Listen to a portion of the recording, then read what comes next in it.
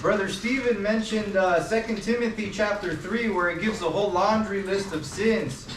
And it actually starts with saying, this know also that in the last days perilous times shall come.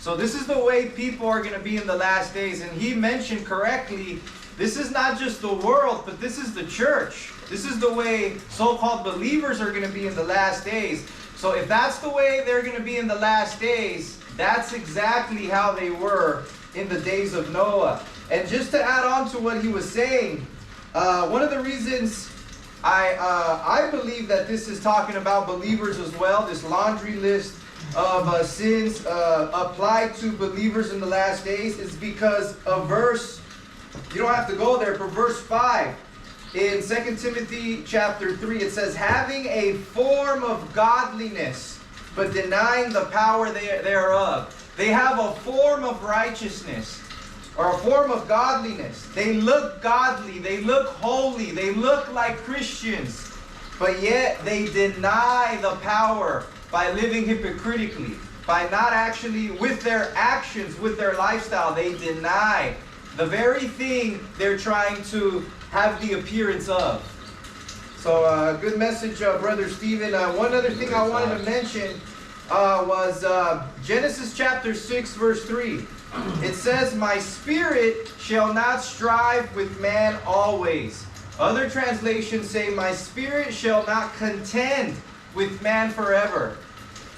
2 Timothy chapter 3 gives us a little bit of insight of why God would no longer contend and strive with humanity.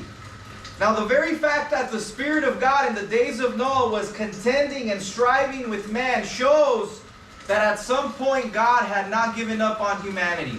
God was wrestling with humanity. God was trying to corner humanity. God was, through His Spirit, fighting against them, restraining them from doing more evil than they were already doing.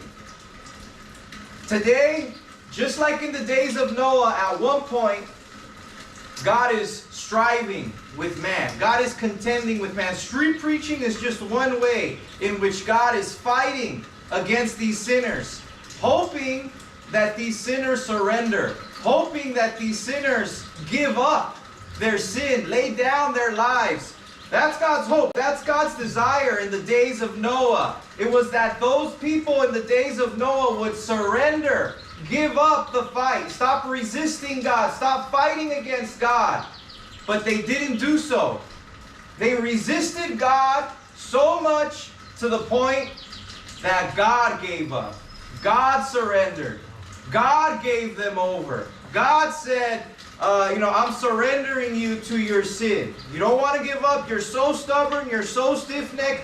I strived with you for so long. I wrestled with you for so long. I've been fighting against you for so long. I'm giving you up. I'm giving you over. I'm surrendering you to Satan. That's what happened in the days of Noah. And as of now, I believe God is still contending. God is still striving with men. But hey, there does come a point where God's mercy only goes so far and no further. God's patience and long-suffering could be exhausted.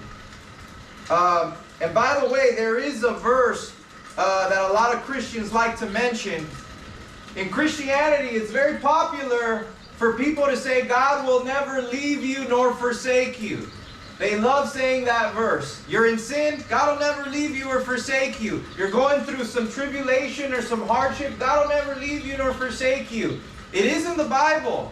But if you couple that together with Genesis 6:3, God will not strive with man always, we see that there's a condition to God will never leave you nor forsake you.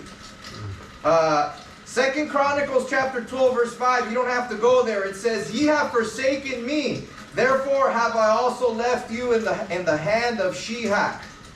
2 Chronicles 15:2, if you seek me, he will be found of you. But if ye forsake him, he will forsake you. 1 Chronicles 28:9, if thou seek him, he will be found of thee. But if thou forsake him, he will cast thee off forever.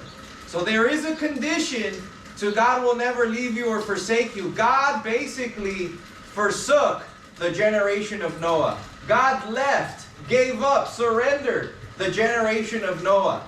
So you got to learn to rightly divide the word of God. It is true, if you're faithful to the Lord, he will never leave you nor forsake you. If you're on the Lord's side, he will never turn his back on you. But if you're stubborn and stiff-necked and resisting God, there is a time limit for God's patience and God's mercy and God's kindness. There is a time where God says, no more. And God surrenders you over, gives you up. Quite a thing.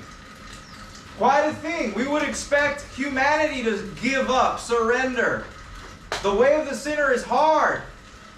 The life of a sinner is frustrating, stressful, dark. We would expect that maybe after 30, 40, 50, 60, 80 years, sinners would surrender.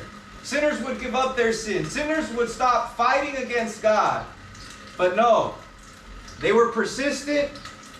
They were wholehearted in their sin to the point where God himself gave them up. God himself stopped contending, stopped striving.